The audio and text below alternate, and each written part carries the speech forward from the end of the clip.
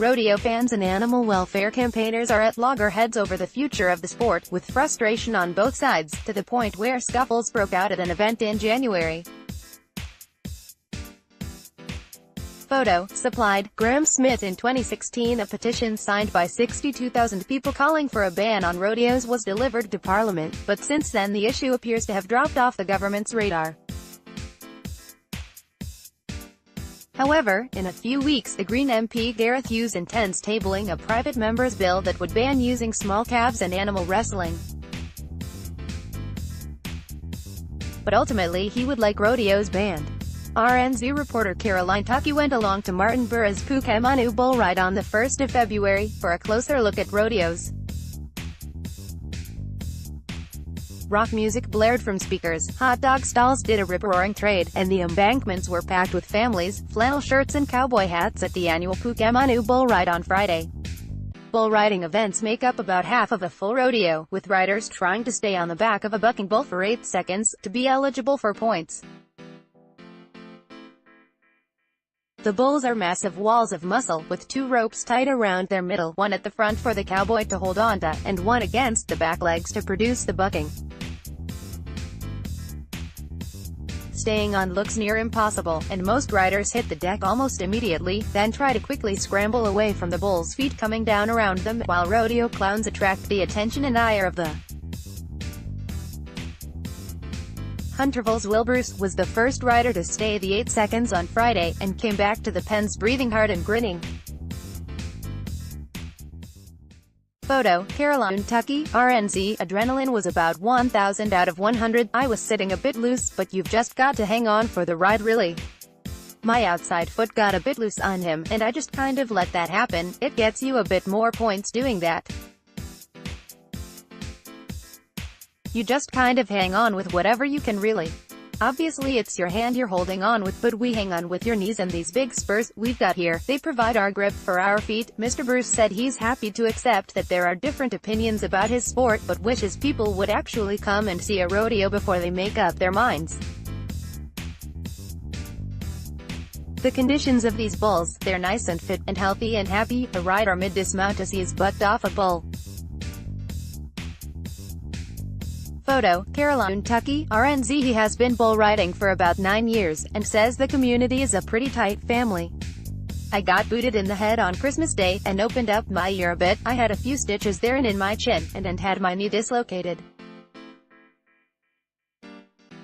I've been kicked and jumped on a bit, but other than that I've got a pretty clean bill of health. It's the kind of sport that's really addictive. Once you get a feel for it, you know you just can't stop. We keep coming back for more because it's such fun, and it's always a good crowd down in Martinborough. The crowd's a huge bonus. Keeping an eye out for the animals were 2 vets, and Rodeo Cowboy Association Animal Welfare Officer Simon DeHowe, who said his job was usually pretty boring, as people are well behaved. I keep a good eye on the animals, and make sure that none are injured, and if they are injured, make sure that the vet gets to see them pretty quickly.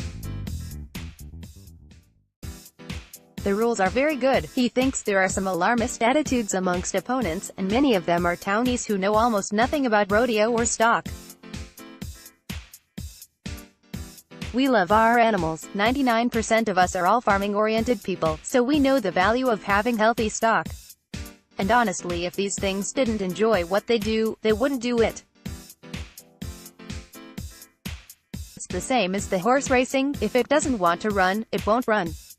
They're only any good if they enjoy it. Rodeo Cowboy Association Animal Welfare Officer Simon DeHowe. Photo Caroline Tuckey, RNZ. The community side of rodeo reflects the give it a go, challenging vein to rural life, and the events have a fun, family-oriented atmosphere, he says. Rodeo arrived here from American in the 1960s, and a national circuit is popular in rural districts, with a small but tight community of competitors, and regular crowds turning out to watch more than 30 events a year. Many of those at the event come along every year, like Martinborough's Tennessee Liam Ihedow, who said the riding was impressive. It's an awesome night tonight, good turnout, it's good for the town, good for people to come out and actually see what it's all about. The cows are well looked after, and the weather's not too hot like it has been all week. They've got a lot of supporters. I'll definitely come back again. At the front gate, about 45 protesters from throughout the Wellington region were unconvinced the animals enjoyed the show as much as the fans suggested. Lauren Orchard said it was important to take a stand for animals, and let people know what goes on at rodeos. It's really obvious that a lot of the practices are cruel. In New Zealand a lot of us are animal lovers. I find it really distressing knowing that animals are undergoing such cruel treatment at the hands of people. We're meant to be protectors of animals. About 45 protesters from throughout the Wellington region showed up to oppose the Martinborough event. Photo, RNZ, Carolina, Kentucky. Green MP, Gareth Hughes, who was at the protests, says rodeo is from the Wild West, and is increasingly out of step with what is socially acceptable in New Zealand. Previously in history, things like dogfighting, cockfighting, bear baiting were all considered legitimate parts of community entertainment, and I think rodeo is coming into that category too, because we literally see the animals in pain, in distress. They're literally dying at these events, and I think no animals should be dying for entertainment. Hughes says there is an increasing swell of complaints against rodeos, and people who support banning it. It no longer reflects modern farming practices in New Zealand. Rodeos only work because the animals are in pain and distress. I think the farming sector needs to understand that this is a risk to our agricultural exports. We would never treat animals in farms the way we treat them in rodeos. Mr. Hughes says if his bill is drawn from the ballot he hopes it will get support from Labour, which promised before the last election to review the rules around rodeos.